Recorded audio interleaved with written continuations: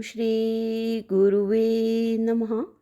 सर्वश्रुतिशिरोरत्न विराजिते पदाम्बुजं वेदान्तम्बुजमार्तण्डं तस्मै श्रीगुरुवे नमः। ॐ शान्तिः शान्तिः शान्तिः। ॐ स्वस्ति न इन्द्रो वृद्धश्रवाः स्वस्ति नः पूषा विश्ववेदाः स्वस्ति नस्तारक्ष्यो अरिष्टनेमिः स्वस्ति नः बृहस्पतिर्दधातु। ॐ शान्तिः शान्तिः शान्तिः। ॐ प्रणाम भगवान। वेदांत दीपिका परमानंद स्वामी श्री योगानंद जी महाराज, जिनको आलू वाले बाबा भी कहते हैं भगवान, और हमारा 18वां जो टॉपिक है मैं कौन हूँ, और इसमें प्रश्न है भगवान कि मैं कौन हूँ, किसके सहारे टिका हूँ, जागृत आदि अवस्था क्या है, किसकी है, और अवस्थाओं का फल क्या है। भावना अनुसार फल होता है तो हम राजा होने की भावना करने से राजा क्यों नहीं हो जाते। तो भगवान इस जो प्रश्न का जो ये वाला भाग है कि जागृत आदि अवस्था क्या है और किसकी हैं, तो इसको ही आगे कंटिन्यू करते हुए तो स्वामी जी ने बता दिया कल वाले सत्संग में कि ये जो अवस्थाएं हैं, 3 अवस्थाएं, जागृत स्वप्न सुषुप्ति, तो बता दिया कि जो जागृत है ये स्थूल शरीर की है, और जो स्वप्न अवस्था है वो सूक्ष्म शरीर की है, और जो कारण अवस्था है वो सुषुप्ति की है। और एक बात और बताई थी यहाँ पे बड़े अच्छे सा दृष्टांत देके कि भाई जैसे एक मनुष्य का एक मकान है, उसमें आगे एक खुला दालान है, दालान के बीच एक कोठरी में अनेक प्रकार की वस्तुएं रखी हैं, कोठरी के अंत भाग में एक अंधेरे वाला तहखाना है। जब मकान का मालिक बाहर के दालान में बैठता है तब उसकी दृष्टि बाहर रास्ते के ऊपर पड़ती है, जब वह भीतर की कोठरी में होता है तब वहाँ की वस्तुएं देखता है, और जब तहखाने में जाता है तब वहाँ अंधेरा होने से वह अपने को और किसी पदार्थ को नहीं देख सकता। तो स्वामी जी ने बताया कि मकान जो है वो शरीर है, मकान शरीर है, मालिक जीव है, बाहर का दालान जीव के बैठने का स्थान जागृत अवस्था है, मध्य की कोठरी में जीव का जाना स्वप्नावस्था है, और तहखाने में जीव का जाना जो है सुषुप्ति अवस्था है। तो इसी को ही अब आगे कंटिन्यू करते हुए, जागृत अवस्था अनेक प्रकार के दुख और विकारों से भरी हुई है। जागृत अवस्था ऐसा समझकर इस अवस्था और इस अवस्था के पदार्थों में वैराग्य होना जागृत अवस्था के जानने का फल है। हृदय का अज्ञान ग्रंथि को छेदन करके आत्मबोध प्राप्त करना इस अवस्था में होता है, जागृत अवस्था में। तो स्वामी जी कह रहे हैं कि ऐसा समझकर इस अवस्था में इस अवस्था के पदार्थों में वैराग्य होना, जागृत अवस्था के पदार्थों में वैराग्य होना जागृत अवस्था में जानने का फल है, और हृदय का अज्ञान ग्रंथि को छेदन करके आत्मबोध प्राप्त करना इस अवस्था में होता है। सतशास्त्र और सदगुरु का उपदेश भी इसी अवस्था में प्राप्त कर सकते हैं। इस प्रकार करना जागृत अवस्था का सदुपयोग है। इस प्रकार करना स्वामी जी कह रहे हैं कि जो हमारी जागृत अवस्था है उसका सदुपयोग है। जो अज्ञान जागृत अवस्था को भोगने, जो अज्ञानी जो है जागृत अवस्था को भोगने के निमित्त मानते हैं वे मूर्ख हैं।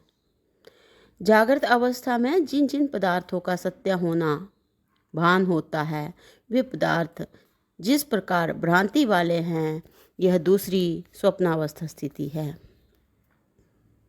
जागृत अवस्था में जिन जिन पदार्थों का सत्य होना भान होता है वे पदार्थ किस भ्रांति वाले हैं, यह दूसरी स्वप्न अवस्था दिखाती है। जैसे जागृत में सब व्यवहार नियम पूर्वक ठीक ठाक होता है, ऐसे ही स्वप्न में भी होता है, तो भी स्वप्न को सब झूठा मानते हैं और जागृत को सब सच्चा मानते हैं।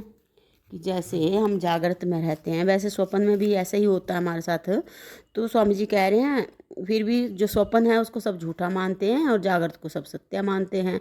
जागृत स्वप्न में कोई भी भेद नहीं है, किंचित भी भेद नहीं है। जैसे जागृत में स्वप्न झूठी होती है, इसी प्रकार स्वप्न में जागृत झूठी होती है।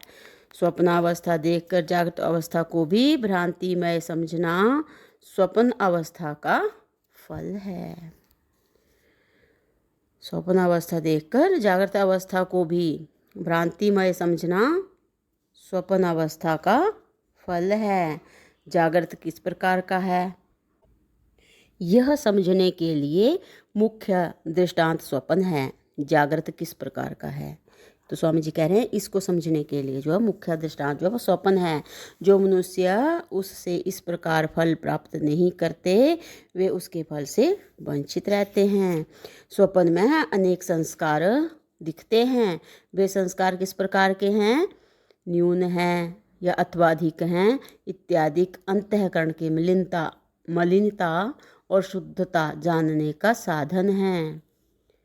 स्वामी जी यहाँ पे बता रहे हैं कि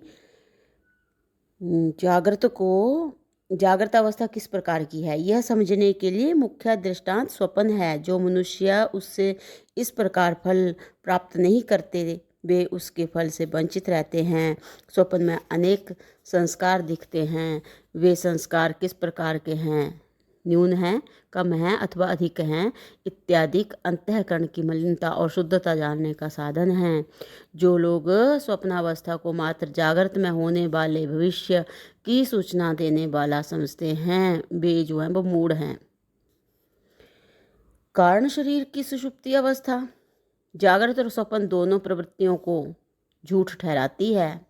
कारण शरीर की जो सुषुप्ति अवस्था है वहाँ न जागृत होता है न स्वप्न होता है। तो स्वामी जी कह रहे हैं वो जो है वो दोनों को झूठा ठहराती है, क्योंकि जिन वस्तुओं को स्थूल अथवा वासनामय समझते हैं वे दोनों ही शून्य रूप हैं, दोनों ही भ्रांति के सिवाय कुछ नहीं हैं।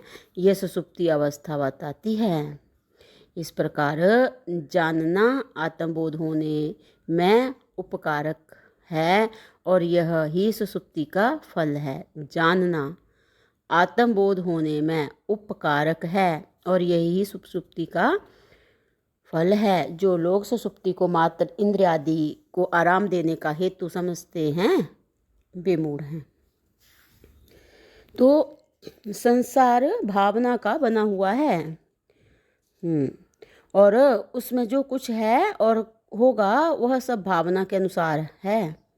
अज्ञान के कारण मनुष्य अपनी भावना शुद्ध और तीव्र नहीं कर सकते। मनुष्य जो जो भाव करता है उसके अनुसार सब काम होते हुए देखने में नहीं आते, किंतु विशेष करके उससे उल्टा होता हुआ दिखता है। इसका कारण पूर्व की वासनाएं हैं। पूर्व वासनाएं जब नवीन भाव की विरोधी होती हैं तब भाव शुद्ध और तीव्र नहीं होता। इसलिए भावना के अनुसार तत्क्षण फल देने योग्य निर्मलता और तीव्रता उसमें नहीं होती। पूर्व वासना की मलिनता सहित की हुई भावना का प्रत्यक्ष फल प्राप्त नहीं होता। योगी जिसने अपना मन शुद्ध तीव्र और वशीभूत कर लिया है उसकी भावना योग्य होने से तत्क्षण फल देती है। तो भगवान इससे आगे की व्याख्या जो है वो अगले सत्संग से कंटिन्यू करते हैं। प्रणाम भगवान। ओम शांति शांति शांति। ओम।